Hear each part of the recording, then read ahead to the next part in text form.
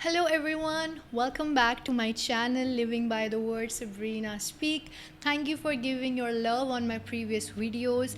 आज हम करेंगे पार्ट 2 ऑफ डिजर्नमेंट, जिसमें मैं आपको बताऊंगी difference between discernment and judgement. And ये टॉपिक बहुत ज़्यादा इम्पॉर्टेंट है हमारे लिए जानना कि हम कब डिजर्नमेंट से जजमेंट के अंदर चले गए हैं। ये दोनों टर्म्स देखा जाए तो काफ़ी हद तक सिमिलर है, बट डेफिनेटली ये दोनों सेम नहीं है। There is a very thin line between both of the terms, and understanding the difference between them will help us to understand the truth कि एक्चुअली में ट्रूथ क्या है, and avoid spiritual confusion. And अगर हमें इन दोनों terms का meaning पता होगा तो we will definitely never fall in pride and self righteousness. तभी ये टॉपिक बहुत ज़्यादा इम्पॉर्टेंट है, and it is going to be a very good video because मैं क्लियरली अच्छे तरीके से आप सबको एक्सप्लेन करूँगी। So let's dive deeper in this. Discernment is spirit led but judgement is flesh led. इसका मतलब है कि डिजर्नमेंट जो है वो कम्प्लीटली होली स्पिरिट लेड होती है। हमें जब भी स्पिरिचुअल डिजर्नमेंट होती है दैट मीन्स कि हम गॉड की नज़र से उस चीज़ को देख रहे हैं, यानी कि स्पिरिचुअल तरीके से हम उसको देख रहे हैं। इसका मतलब होता है कि हम ट्रूथ को अच्छे तरीके से परसीव कर सके without being deceived, without using our mind, या without appearances of things that are being shown to us. But judgement जो है वो इसका ऑपोजिट है। Judgement comes from our flesh. हमारे पास्ट एक्सपीरियंसेस, हमारी अंडरस्टैंडिंग, हमारा तौर तरीका कि हम कैसे उस चीज़ को समझते हैं, that involves judgement. In fact judgement आप जब भी देखोगे it is never from love, but हमेशा एक हार्श तरीके से देखी जाती है। एंड इसका बेस्ट एग्जाम्पल है जब जीसस ने डिज़र्न किया था फ़ैरिसीज़ को कि वो दिखाते थे कि हम कितने होली हैं, हम कितने परफेक्ट हैं। They were spiritually blinded, Jesus knew it. तभी उन्होंने उनकी हिपोक्रेसी को पकड़ा। उन्होंने सिर्फ आउटवर्ड अपीयरेंस से नहीं जज किया, बट उनकी डिजर्नमेंट थी जिसकी वजह से ही was able to make out कि okay this is wrong.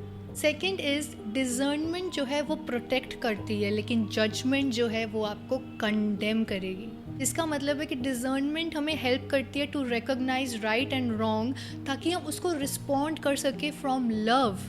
And judgement on the other hand जब करी जाती है तो there is no compassion, there is no understanding, it only condemns people. Matthew 7 says, "Do not judge, for you will be judged as well."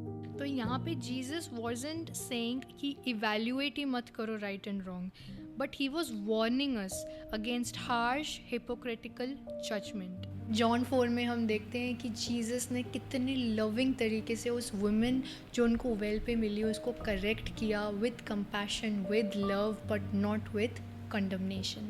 Did not shame her but lovingly brought her to truth. Next is discernment seeks truth, लेकिन जो judgment है it always seeks और encourages to prove a point. अगर मैं इसको example के तौर पे बताऊँ तो discernment will be like, hey God, यहाँ पे क्या गलत है, हेल्प मी कि मैं विजडम से उस चीज़ को रिस्पॉन्ड करूँ। But on the other hand अगर हम इसको जजमेंट के तरीके से देखेंगे तो मुझे पता है कि क्या गलत है, मैं सबको बता के आता हूँ। सो दिस इज़ जजमेंट, यानी कि यहाँ पे आप you are like I know everything, I don't need God in it. तो कहीं ना कहीं it gets you away from God as well. इसका एग्जाम्पल है in Matthew 7, the woman who was caught in adultery. Pharisees ने उनको जज किया and was ready to stone her, but on the other hand Jesus को पता था कि उस विमन के मोटिव्स क्या हैं. He discerned her heart already and forgive her. So यहाँ पे हमें क्लियरली डिस्टिंक्शन पता चलता है कि जजमेंट हमें कहाँ लेके जाता है, डिजर्नमेंट हमें कहाँ लेके जाती है. And our last point is कि जो डिजर्नमेंट है that leads us to intercession, लेकिन जो जजमेंट है that leads us to gossip. तो जब भी हमें कभी ऐसा पता चलता है या लगता है कि कुछ गड़बड़ है या you know this person is actually having some trouble, तो we should go with love, pray for them. That should be your first response. लेकिन ऑन दी अदर हैंड अगर हमें कुछ रिवील किया है स्पिरिट ने एंड हम उस पर्सन के पास नहीं जाते but we are talking about it to other people, यानी कि we are rushing, we are criticising them behind their back, तो कहीं ना कहीं you are in this trap of judgement as well. Ephesians 4:15 says, speak the truth in love, and that is what discernment helps us to do. And बहुत बार ऐसा होता है कि लोग बोलते हैं कि मैंने इतनी बार प्रेयर करी डिजर्नमेंट के लिए बट मेरे को डिजर्नमेंट नहीं मिल रही. Maybe you should check your heart as well कि क्या आप इस चीज़ के अंदर मेच्योर्ड हो.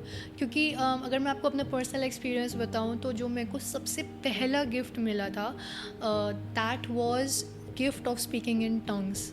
एंड जब मैंने टंग्स में प्रेयर करना स्टार्ट किया I immediately got the gift of discernment right after it. तो बेसिकली एक के बाद एक. But in my journey God was very very gracious to me. I got all the gifts of the spirit like within a month. But and that was because क्योंकि मैं उनको pursue कर रही थी. I was after him and he knew my maturity level, he knew my heart.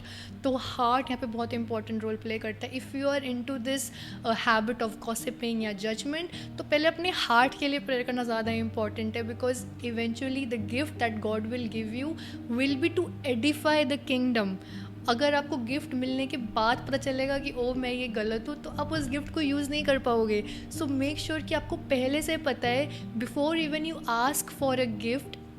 You should pray and ask God कि if there is anything inside of me will be a hindrance, तो just take it out of me.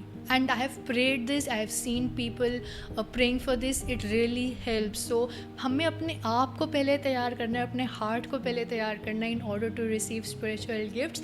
And again talking about spiritual gifts, मैं आराम से इस topic के ऊपर session लूँगी जिसमें मैं आपके ये सारे क्वेश्चंस को क्लियर करूँगी and will help you and encourage you at the same time to receive the gifts of the Spirit. So coming back to the topic, Galatians 6:1 says, if anyone is caught in sin, restore them gently. तो discernment हमेशा हमें gentleness की तरफ लेके जाएगी, हमेशा प्यार की तरफ लेके जाएगी. This was our last point, but video अभी ख़त्म नहीं हुई है. For us to actually understand the difference between judging and discerning, मैंने एक टेबल प्रिपेयर किया है आपके लिए so that हम अच्छी तरीके से उस चीज़ को समझने पाए, to know the causes of it, to know how, when, where about it. So let's go with that table. So let's understand this. तो अगर हम रूट की बात करें तो डिजर्नमेंट में हमें हमेशा विजडम, ह्यूमिलिटी एंड लव दिखेगा. But on the other hand judgement will cause us to be in pride, fear and self righteousness. Focus जो है हमारा डिजर्नमेंट के अंदर विल ऑलवेज बी फ्रूट, यानी कि spiritual alignment. But on the other hand judgement जो है हमें दूसरे पर्सन के फ्लॉज एंड फेलर्स पे फोकस करवाएगा. So that is another point. अगर हम अप्रोच की बात करें तो डिजर्नमेंट के अंदर we have to be careful. हमें प्रेयरफुली चीज़ों को देखना है, हमें रिस्टोरेशन के लिए प्रेयर करनी है. But on the other hand if it is judgement, हम क्विकली एंड हार्शली उस चीज़ को जज करेंगे and will make out a topic to gossip about. अगर हम टोन की बात करें डिजर्नमेंट के अंदर तो जेंटल एंड पेशेंट होगा. जेंटली हम करेक्ट करेंगे एंड पेशेंटली हम टीच करेंगे. But on the other hand जब जजमेंट होगा तो it will be harsh criticism. हो सकता है हम दूसरे बंदे को शेम कर दे, हो सकता है हम दूसरे बंदे पे एक लेबल लगा दे, and again that is a very clear indication of judgement. अगर हम गोल की बात करें तो डिजर्नमेंट के अंदर गोल है प्रोटेक्ट करना, गाइड करना एंड दूसरों की मदद करना ग्रो करने में. लेकिन ऑन द अदर हैंड हम जजमेंट की जब बात करेंगे तो वहाँ का जो गोल है it is to criticise, to have control, या फिर अपने आप को ऊंचा दिखाना, बड़ा दिखाना, which is again wrong. But अगर हम बिब्लिकली देखें तो डिजर्नमेंट में हमें इंकरेजमेंट मिलती है that we have to be encouraged, we have to encourage others. लेकिन on the other hand judgement के लिए हमें वार्निंग मिलती है कि वी डोंट हैव टू जज. And the last is fruit. अगर हम डिजर्नमेंट की बात करें तो फ्रूट होगा हमेशा peace, clarity, unity and maturity. But on the other hand judgement का fruit will always be division, यानी कि अलग होना, गिल्ट में रहना, कन्फ्यूजन या कोई भी hurt. So that was it for today. So thank you so much for watching this video. I really believe कि इस table ने आपकी help करी है to understand the deeper meaning of judgment and discernment. ज़रूर से इस video को और अपने friends, अपनी family, अपने relative, अपने church friends के साथ share करना so that they can understand the meaning and live in the maturity of Christ in the kingdom of God as well. Thank you once again. May God bless you.